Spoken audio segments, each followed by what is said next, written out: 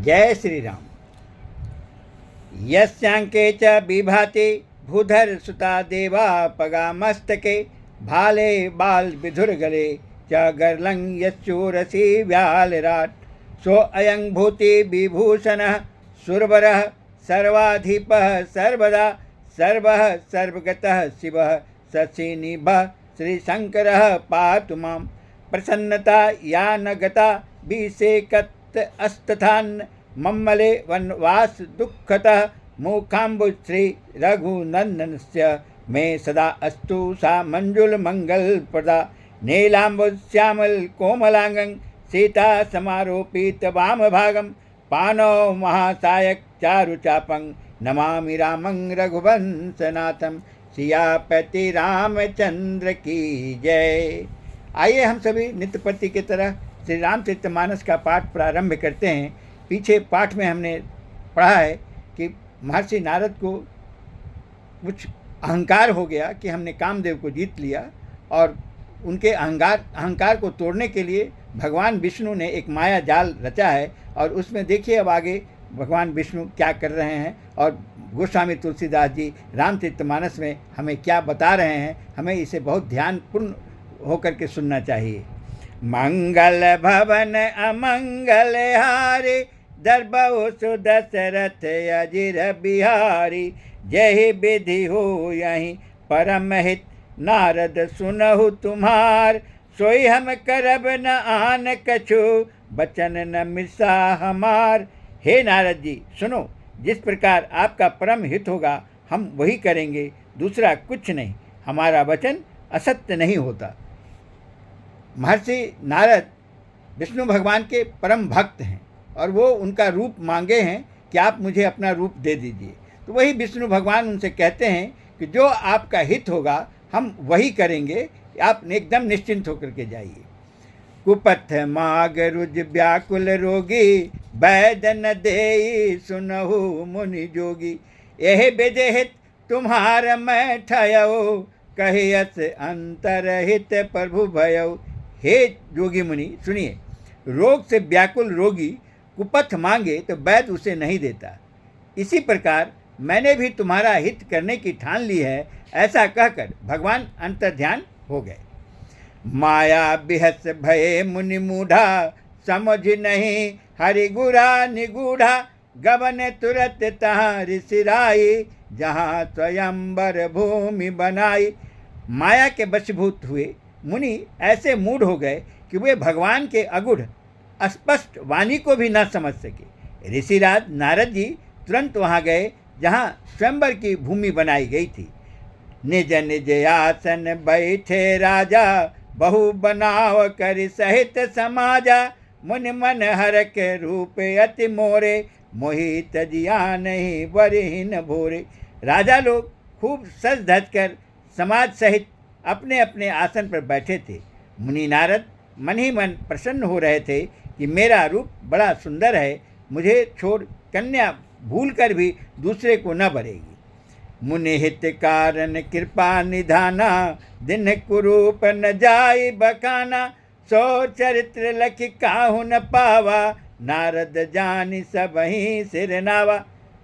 कृपा निधान भगवान ने मुनि के कल्याण के लिए उन्हें ऐसा कुरूप बना दिया कि जिसका वर्णन नहीं हो सकता, पर यह चरित्र कोई भी न जान सका। सब ने उन्हें नारद ही जान के प्रणाम किया। मंगल भवन अमंगल हारी दरबहु सुदशरथ अजिर बिहारी रहे तहाँ दुई रुद्रगण ते जानहि सब भेव विप्रवेश देखत फिरहि परम कौतुक तेउ सियापति रामचंद्र की जय। वहाँ दो शिव जी के गण भी थे। वे सब भेद जानते थे और ब्राह्मण का वेश बनाकर सारी लीला देखते फिरते थे। वे भी बड़े मौजी थे। जेहि समाज बैठे मुनि जाई हृदय रूप अहमिति अधिकाई तह बैठे महेश गण दोऊ विप्रवेश गति लखई न कोऊ। नारद जी अपने हृदय में रूप का बड़ा अभिमान लेकर जिस समाज पंक्ति में जाके बैठे थे, वे शिव जी के दोनों गण भी वहीं बैठ गए। ब्राह्मण के वेश में होने के कारण उनकी इस चाल को कोई न जान सका। करहि कूटि नारद ही सुनाए, निक दिन हरि सुंदरताए। रिजहि राजकुंवरी छवि देखी, इन्हीं बरहि हरि जानि बिसेखी। हे नारद, वे नारद जी को सुना सुनाकर व्यंग वचन कहते थे। भगवान ने इनकी अच्छी सुंदरता दी है, इनकी शोभा देखकर राजकुमारी रीझ ही जाएगी और हरि बानर जानकर इन्हीं को खास तौर से बरेगी। मुनि मोह मन हाथ पराए, हसहि शंभुगन अति सचुपाए। यद्यपि सुनहि मुनि अटपट बानी, समुझ न परई बुद्धि भ्रम सानी। नारद मुनि को मोह हो रहा था, क्योंकि उनका मन दूसरे के हाथ माया के बस में था। शिव जी के गण बहुत प्रसन्न होकर हंस रहे थे। यद्यपि मुनि उनकी अटपटी बातें सुन रहे थे, पर बुद्धि भ्रम में सनी हुई होने के कारण वे बातें उनकी समझ में नहीं आती थी। उनकी बातों को वे अपनी प्रशंसा समझ रहे थे। काहू न लखा सो चरित बिसेखा, काहू न लखा सो चरित बिसेखा। सो स्वरूप नृप कन्या देखा, मरकट बदन भयंकर देहि। देखत हृदय क्रोध भाते। इस विशेष चरित्र को और किसी ने नहीं जाना। केवल राजकन्या ने नारद जी का वह रूप देखा। उनका बंदर का सा मुंह और भयंकर शरीर देखते ही कन्या के हृदय में क्रोध उत्पन्न हो गया। मंगल भवन अमंगल हारी, धर्मौ सुदशरथ अजिर बिहारी। सखी संग लई कुंवरी, तब चली जानु राज मराल। सखी संग लई कुंवरी, तब चली जानु राज मराल। देखत फिरई महीप सब, कर सरोज जयमाल। सियापति रामचंद्र की जय। तब राजकुमारी सखियों को साथ लेकर इस तरह चली मानो राजहंसनी चल रही हैं। वह अपने कमल जैसे हाथों में जयमाला लिए सब राजाओं को देखती हुई घूमने लगी। जय दिश बैठे नारद फूली, सो दिश ते न बिलो की भूली। पुनि पुनि मुनि उक सही अकुलाही, देखी दशहर गण मुस्काही। जिस ओर नारद जी रूप के घर में फूले बैठे थे, उस ओर उसने भूल कर भी नहीं ताका। नारद मुनि बार बार उचकते और छटपटाते हैं। उनकी दशा देखकर शिव जी के गण मुस्कुराते हैं। धरि नृपतनु तह गयो कृपाला, कुंवरी हर की मेलौ जयमाला। दुलहिन लई गे लक्ष्य निवासा, नृप समाज सब भयउ निराशा।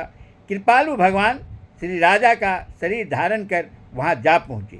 राजकुमारी ने हर्षित होकर उनके गले में जयमाला डाल दी। लक्ष्मी निवास भगवान दुल्हन को ले गए। सारी राजमंडली निराश हो गई। मुनि अति विकल मोह मति नाठे, मनि गिर गई छूट जनु गाठे। तब हर गण बोले मुस्काई, निज मुख मुकुर बिलो कहूँ जाई। मोह के कारण मुनि की बुद्धि नष्ट हो गई।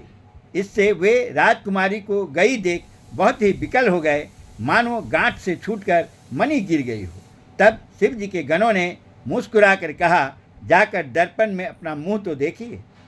अस कह दो भागे भय भारी, बदन दिख मुनि बारी निहारी। भेष बिलो की क्रोधे अति बाढ़ा, ते नहीं सराप दिन अति गाढ़ा। ऐसे कहकर वे दोनों बहुत भयभीत होकर भागे। मुनि ने जल में झांककर अपना मुंह देखा। अपना रूप देखकर उनका क्रोध बहुत बढ़ गया। उन्होंने शिव जी के उन गणों को अत्यंत कठोर श्राप दिया। नारद जी को गुस्सा तो था ही। इस पे उन्होंने जब देखा कि ये दो हमारे साथ व्यंग भाषा बोल रहे हैं, तो उन्होंने उसको श्राप दे दिया। मंगल भवन अमंगल हारी, धर्मौ सुदशरथ अजिर बिहारी। हो निशाचर जाय तुम कपटि पापी दो, हंसहु हमहि सो लेहु फल, बहुरी हंसहु मुनि को। तुम दोनों कपटी और पापी जाकर राक्षस हो जाओ। तुमने हमारी हंसी की, उसका फल चखो। अब फिर किसी मुनि की हंसी करना।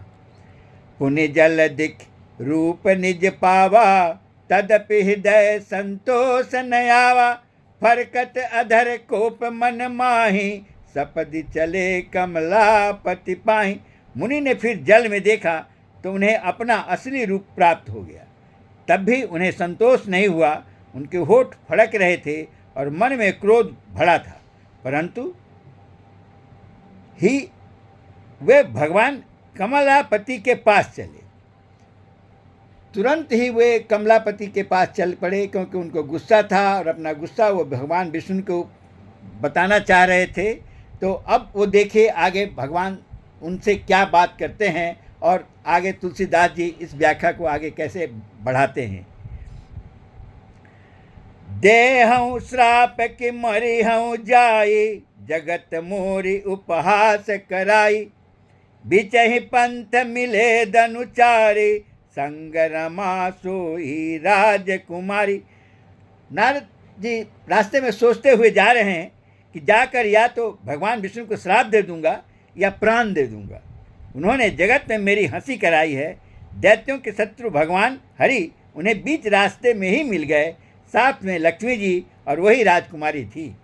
बोले मधुर बचन सुर साई, मुनि कह चले बिकल की नाई, सुनत बचन उपजा अति क्रोधा, माया बस न रहा मन बोधा। देवताओं के स्वामी भगवान ने मीठी वाणी से कहा, हे मुनि, व्याकुल की तरह कहाँ चले।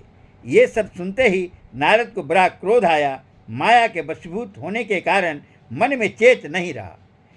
पर संपदा सकहूँ नहीं देखी, तुम्हारे ईर्खा कपट बिसेखी। ये महर्षि नारद जी बोल रहे हैं भगवान विष्णु को। पर संपदा सकहूँ नहीं देखी, तुम्हारे ईर्खा कपट बिसेखी, मथत सिंधु रुद्र ही बौरायहु, सुरन्न प्रेरि विष पान करायहु। मुनि ने कहा, तुम दूसरों की संपदा नहीं देख सकते, तुम्हारे ईर्ष्या और कपट बहुत हैं। समुद्र मथते समय तुमने शिव जी को बाबला बना दिया, अब देवताओं को प्रेरित करके उन्हें विषपान कराया। ये महर्षि नारद भगवान विष्णु के सामने अपना गुस्सा प्रकट कर रहे हैं और वो कह रहे हैं कि तुम हमेशा से ही कपटी रही हो। जय श्री राम। अब आगे देखते हैं, कल हम इस कथा को आगे क्या पढ़ पाते हैं। जय श्री राम।